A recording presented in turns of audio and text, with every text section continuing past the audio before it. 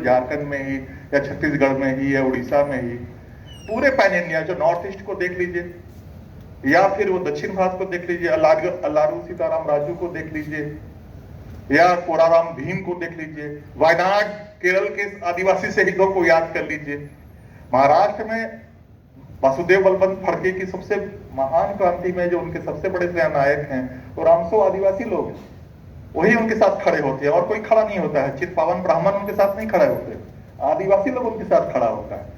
तो पूरे देश में बहुत प्रतीक्षा 100 साल तक नहीं करनी पड़ी कि 1857 में ही हम क्रांति करेंगे। 2 साल के बाद से पूरे पैन ट्राइबल इंडिया में शहादत की शुरुआत होती है, लड़ाइयों की शुरुआत होती है। ठीक है कि पेरीफेरी में है, मध्य पूरे मुख्य भारत का हिस्सा नहीं है, तो इतिहास में या फिर उपेक्षा के कारण भी इतिहास में नहीं आता है। और बिरसा मुंडा के जीवन को अगर हम देखें तो गरीबी कारण ईसाई होते हैं, वो मिशन स्कूल में वो पढ़ने जाते हैं। और एक बात और हमें ध्यान रखना चाहिए, इस पर मैं ध्यान दिलाना चाहूंगा सर का भी, संजय प्रसाद सर का भी, कि एकाएक क्रांतियां, एकाएक हथियार उठाने की जो हमारे मन में बैठा हुआ कि आदिवासियों ने एकाएक हथियार उठा लिया, ये कहीं ना कहीं वो सोच का है कि जंगल के लोग हैं और क्रोधित होके वो तीर तलवार 45 साल तक शांतिपूर्ण आंदोलन, सरदारी आंदोलन चलता है, मुल्की लड़ाई हम उनको कह रहे हैं। 1858 से मुंडा सरदार जो हैं वो आवेदन दे रहे हैं, कोर्ट में जा रहे हैं, विनती कर रहे हैं, ईसाई धर्म स्वीकार कर रहे हैं कि हमारी जमीनें हमारे पुरखों ने जो बनाई थी, हमारे खूंट के, हमारे पुरखों ने, गोत्र के लोगों ने जंगल काट के, खुटकट्टी जमीन कही जाती है हमारे यहाँ उसको, उससे तो जमींदारों से वापस कर दीजिए मुझे। 45 ईयर्स सर शांतिपूर्ण आंदोलन चल रहा है, शांतिपूर्ण और असहयोग आंदोलन को हम लोगों ने एक गांधी जी के साथ जोड़ दिया है। राष्ट्रपिता है, उनके प्रति कोई असम्मान का भाव नहीं है, लेकिन इसे याद कीजिए 45 ईयर्स पीसफुल मूवमेंट चल रहा है। कलकत्ता हाईकोर्ट तक केस लड़ा जा रहा है और गजेटियर रांची का बता रहा है सर कि 1 लाख रुपया उस समय 1892-93 में 1 लाख रुपया कलकत्ता के बाबुओं ने, वहां के वकीलों ने इनसे वसूल लिया था थोड़ा करके कई सालों में। 1 लाख, आज का वैल्यू सब करोड़ों में होगा, अरबों में होगा, और लेकिन न्याय नहीं मिलता है। और जिस मिशन स्कूल में पढ़ रहे थे ईसाई होके धरती आबा, दाऊद मुंडा हो गए थे वो बिरसा मुंडा से, तो वहां के जो पादरी टीचर हैं वो सरदार लोगों का एक जुलूस जा रहा था, उसके ऊपर उन्होंने बड़ी प्रतिकूल टिप्पणी की। और 13, 14, 12, 13 साल का एक किशोर सर क्या उनके मन में गुस्सा रहा होगा। हम लोग भी एक स्कूलों में पढ़े हैं, हिम्मत नहीं पड़ती थी कि अपने टीचर के सामने खड़ा होके कुछ बोल सके, खांस सके। वो खड़ा होकर बोलता है कि आप गलत बोल रहे हैं। और वो टोपी टोपी एक है, एक बड़ा लोकप्रिय उनकी एक वाणी है कि वो चाहे पादरी हों या साहब हों, सब एक ही होते हैं। और स्कूल छोड़ देता है वो दाऊद मुंडा और आते हैं बंदगांव में, वहां आनंद पाड़ स्वासी कपड़ा बुनने वाले लोग हैं, वो वैष्णव थे। अब वो देखिए कि 15वीं शताब्दी में नदिया से चैतन्य महाप्रभु जा रहे हैं पूरी हमारे यहाँ से होते हुए, और लगातार बार यात्रा होती है, और सारा वनवासी इलाका में वैष्णव धर्म का प्रभाव पड़ता है। मैं जिस संस्थान में, जिनके नाम पे पद्मश्री रामदयाल मुंडा जी, उनका काम है कि वैष्णव धर्म का मुंडारी गीतों पे, संगीत पे क्या असर पड़ा, बजाते उन्होंने काम किया है। डिकोलाइज्ड माइंड कैसे काम करता है। और वो प्रीतिपाला सर मुंडारी में कृष्ण की लीला है, उसका हिंदी में अनुवाद किया उन्होंने, और मुंडारी रामायण बुद्धू बाबू की उसका हिंदी में।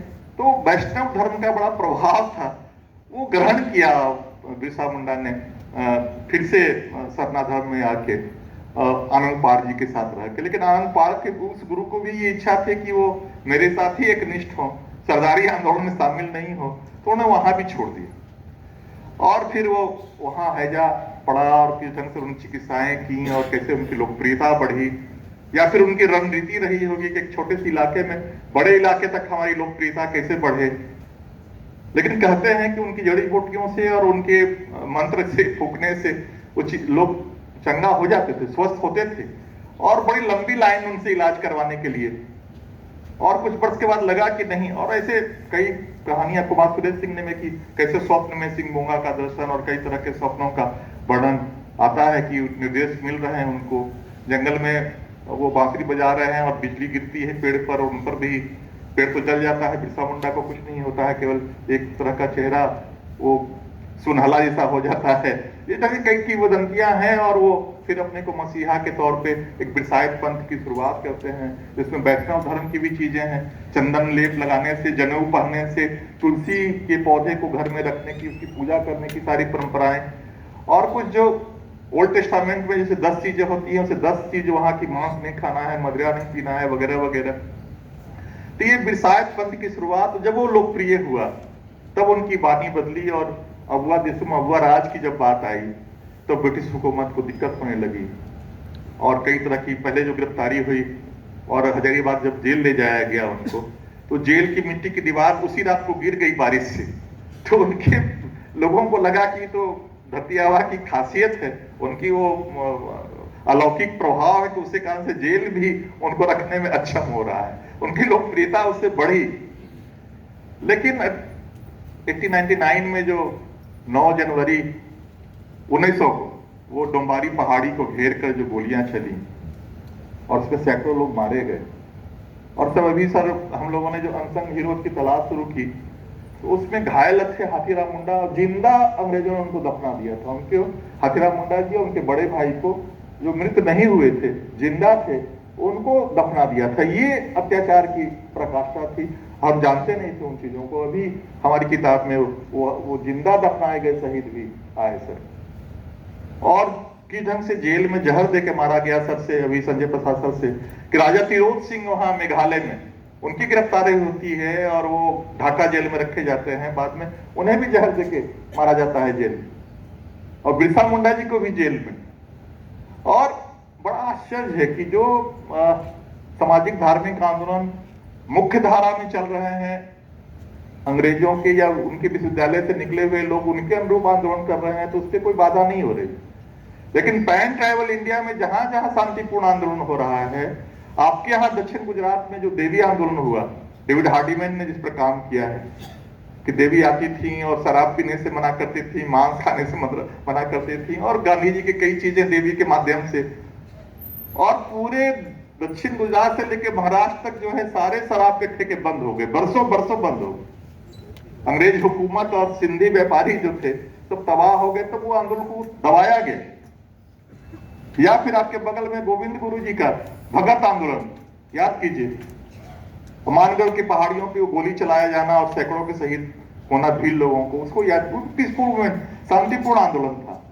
हमारे यहाँ 1871 के भगीरथ मांझी जी का सफा होड़ो, होड़ो मतलब इंसान, अगर इंसान स्वच्छ होगा तभी हम स्वर्ण युग की वापसी कर सकेंगे, उसे भी कुचला गया। तो शांतिपूर्ण आंदोलनों की भी एक बड़ी बड़ी लंबी सूची है जिस पर हमारा ध्यान नहीं जाता है। लेकिन उसके बावजूद भी 25 साल की उम्र में धरती आबा, जिसे हम भगवान, चूंकि उन्होंने एक नए पंथ की शुरुआत करते हुए अपने को मसीहा घोषित किया था, ईसाइयत के प्रभाव में स्वयं ही अपने को भगवान कह रहे थे। और दूसरी बात यह है कि मुंडा संस्कृति में जो है वो स्वर्ग नरक की अवधारणा नहीं है। मृत्यु के बाद जो है वो छाया जो रह जाती है, देह तो चली गई, छाया रह जाती है, तो छाया को घर के गृह देवता के कोने में आने का आह्वान किया जाता है, और वो पुरखा देवता के तौर पे वो समुदाय की रक्षा करते हैं।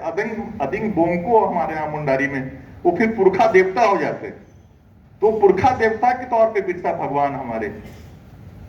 तो ये है बिरसा भगवान जो 25 साल की उम्र में न केवल झारखंड या उस इलाके को, पूरे देश को जिन्होंने अभी प्रेरित किया, और आज उनके नाम पे हम इकट्ठे हो रहे हैं, और पूरे देश में हम आदिवासी शहीदों को उनके माध्यम से जानने की कोशिश कर रहे हैं। ये ऊंचाई है कि एक 25 साल का युवक किस ढंग से रणनीति बना के, और केवल स्पष्ट था कि किनसे लड़ना है, केवल ब्रिटिश हुकूमत नहीं, बल्कि जो साहूकार और जमींदार आए हैं उनके खिलाफ भी, जो मिशनरियां आई हैं उनके खिलाफ भी।